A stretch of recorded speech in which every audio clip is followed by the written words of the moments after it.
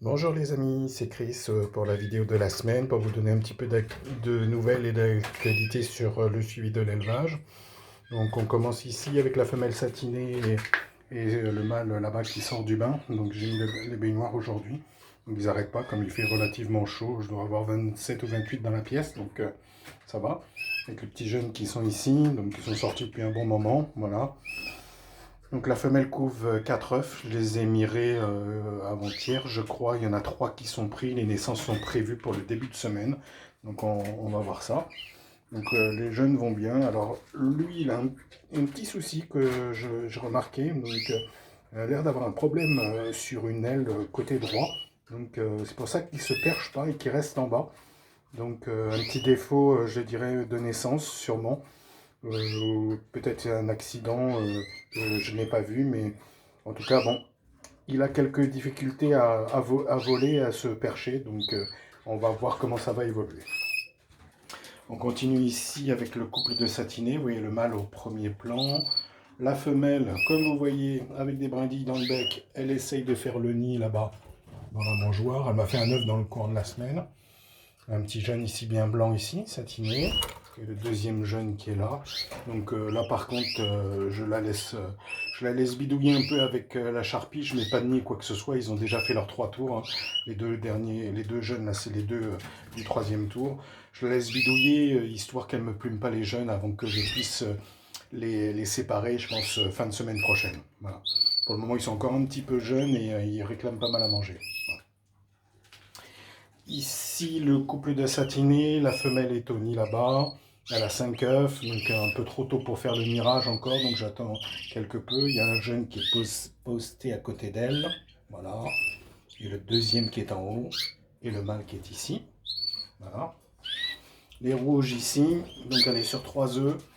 Pareil, j'ai pas encore fait le mirage parce que c'est un peu, ça vient de démarrer au niveau de la couvaison, donc difficile à interpréter pour moi à ce niveau-là. Voilà. On va passer aux petits jeunes ici, donc eux ça va, ça mue. Donc pour information, j'ai commencé à donner du fertivite du fertivite, pardon, du mutavite dans la boisson pour les accompagner. Donc qui avance, il y a beaucoup de plumes qui tombent. Donc n'hésitez pas à mettre ici, comme moi, des fruits et légumes, de l'orange, de concombre. Le concombre c'est excellent pour favoriser la chute et la repousse des plumes. Donc pour les jeunes, hein, donc la première mue, ce qu'on appelle la mue juvénile, toutes les plumes sont changées sauf les rémiges des ailes, donc les plus grandes plumes et la queue qui n'est pas changée aussi. Voilà. Ils vont bien, voilà. Voilà. Ici, les rouges. Donc les rouges, vous avez l'habitude, j'ai remis la femelle ivoire rouge ici et la rouge noire. Hein. Donc qui se sont calmés au niveau d'essayer de faire des nids un petit peu partout. Donc voilà, donc je pense qu'elles sont arrivées, elles aussi, à la période de mue à suivre.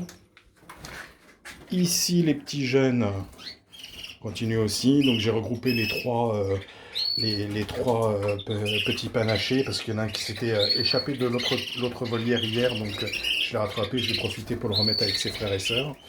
Et vous voyez qu'au fond là-bas, je vais essayer de mettre plutôt comme ça, la femelle Agathe Opale Mosaïque Jaune a commencé sa mue. Donc vous voyez, les premières plumes de queue qui sont tombées, donc elle est un petit peu ébouriffée, donc la mue a commencé pour elle.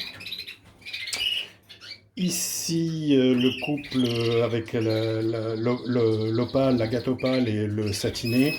Donc j'ai séparé, enfin j'ai ragrandi la cage pour que vous ayez un peu plus de place. Là aussi, comme j'ai vu qu'elle essaye de refaire le nid, je donne un peu plus de place aux jeunes. Je vais essayer de vous faire voir un petit peu les petits jeunes ici. Voilà, pour qu'ils évitent de se faire plumer aussi. Donc pour faire ça, j'ai mis le rouge-noir dans cette cage-là tout seul, avec les autres célibataires, et lui aussi vous voyez la gâteaupale jaune mosaïque qui elle commence à muer aussi, elle est un peu ébouriffée, premières plumes qui sont tombées, donc voilà. Donc mutavite pour ceux qui ont attaqué les mues, pour les autres pour le moment on reste sur le même traitement. Donc voilà, ça va plutôt bien. Et alors donc je vais continuer avec l'épisode, je vous ai gardé le meilleur pour la fin, cet oiseau rouge là, je dis cet oiseau parce que impossible de savoir toujours si c'est mâle ou femelle. On me l'a vendu pour une femelle, elle n'a rien fait toute la saison. même pas construit de nid ou quoi que ce soit. Et donc hier, pendant que je faisais mon nettoyage, quand j'ai enlevé la grille de fond ici, là, elle en a profité, enfin l'oiseau en a profité pour aller avec l'autre. Et à ma grande surprise, le temps que je nettoie, ils se sont pas battus du tout. Donc j'ai décidé d'enlever la séparation pour voir un petit peu ce que ça allait faire. Et cet oiseau, il a commencé à récupérer les morceaux de papier journal qui avaient été découpés et à les transporter comme si elle voulait nicher. Voilà. Quelques minutes après, je les ai vus, lui, là, le mâle, dont je suis sûr, chanter et faire la parade à côté d'elle et essayer de s'accoupler. Elle ne s'est pas laissée faire. Et si vous voulez, donc comportement comme si c'était une femelle. Donc voilà, pas de bagarre, tout allait bien. Quelques minutes après, ils se sont donné la béquée. Si bon, donc moi je sais pour l'année prochaine que c'est une femelle. Mais de nouveau, pendant que je m'occupais des autres, le mâle s'est mis à chanter, à parader. Et celui-là, elle a fait exactement la même chose. Il s'est mis à se chanter, moins bien, bien entendu, et à parader comme si c'était un mâle et comme si l'autre était une femelle. Bon, si bon, bah voilà. Pas d'accouplement, rien, pas de bagarre. Et puis, dans le courant de la journée, j'ai surveillé un petit peu ce qui se passait. De nouveau, il devenait agressif. Il a commencé à attaquer l'autre, donc j'étais obligé de reséparer. Donc cet oiseau-là, c'est vraiment une énigme. J'ai jamais vu ça. Donc je l'ai attrapé pour la changer de cage l'autre jour, donc j'ai regardé, mais très honnêtement, le cloaque, c'est un mâle. Hein.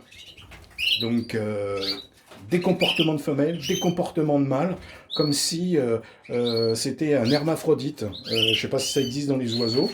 Donc elle a les deux sexes, et donc par moment elle se comporte comme une femelle, par moment elle se comporte comme un mâle.